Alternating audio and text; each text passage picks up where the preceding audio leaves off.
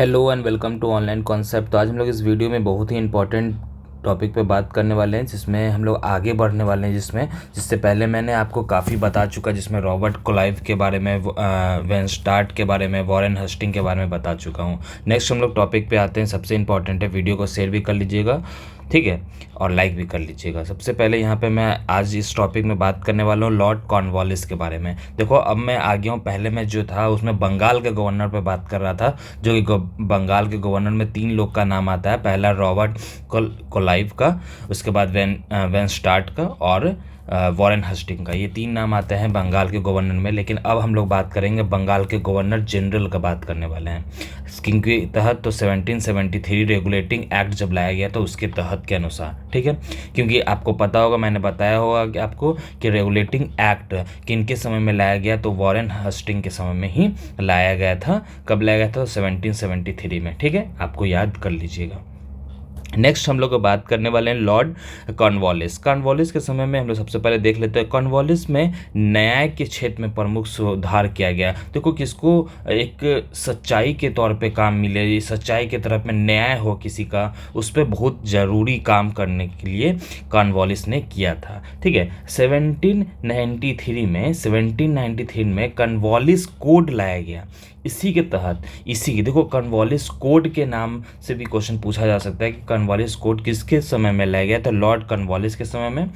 इसमें क्या था कि सबको एक न्याय का क्षेत्र मिले, न्याय मिलने का पूरा अधिकार हो, सिद्धांत बनाया गया अलग अलग, उसी को हम लोग कॉर्नवालिस कोड के नाम से जानते हैं, ठीक है। नेक्स्ट हम लोग आ जाइए। नेक्स्ट यहाँ पे आप देख सकते हैं कि दूसरा जो पॉइंट है उसमें देखिए, कोलकाता, मुरादाबाद, पटना और ढाका। याद कर लीजिए, कोलकाता, मुरादाबाद, पटना और ढाका। कोलकाता, मुरादाबाद, पटना और ढाका, ये 4 जगह पे बाद में आकर न्यायालय को लाया गया, मतलब हाई कोर्ट को ले आया गया। कोर्ट बना दिया गया, किसके लिए? न्याय करने के लिए। कुछ भी गलती होता है तो जितना भी लोग का जो न्याय होगा, जो सच्चाई के लिए लड़ेंगे, उनके लिए ये जगह पे हाई कोर्ट को ले आया गया, हाई कोर्ट न्यायालय बना दिया गया। कहाँ पे? तो कलकत्ता, मुरादाबाद, पटना और ढाका में। नेक्स्ट है कि इसी के समय में, इन्हीं के समय में हम लोग बात कर सकते हैं, काफ़ी इंपॉर्टेंट न्यायालय का भी बना दिया गया है, जिसमें सब लोग का न्याय हो सके।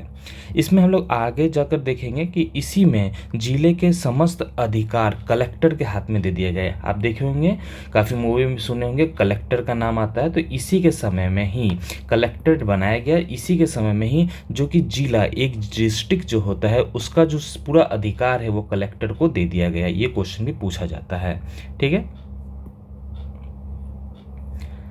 नेक्स्ट यहाँ पे देख सकते हैं। नेक्स्ट हम लोग बात करेंगे तीसरा, थर्ड में हम लोग बात करेंगे एंग्लो मैसूर का, हम लोग बात करने वाले हैं। देखो, एंग्लो मैसूर का तीसरा लड़ाई जो कब लड़ा गया था, तो 1790 से लेकर 92 के बीच में। आपसे पूछा जाएगा कि पहला लड़ाई कब लड़ा गया था, तो मैं आपने बोला था कि ऑप्शन जरूर बताऊंगा आने वाले समय में, तो बिल्कुल बताऊंगा, इंतजार कीजिए।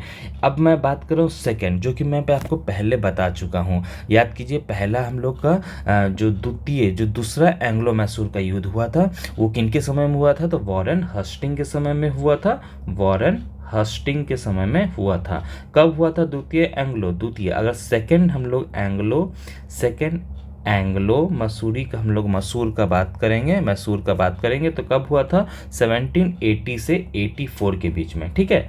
और तीसरा कब हुआ था? तो एंग्लो मैसूर तीसरा कब हुआ था? याद कीजिए, 1790 से 92 के बीच में, ठीक है, लगभग 10 साल के बाद हुआ था।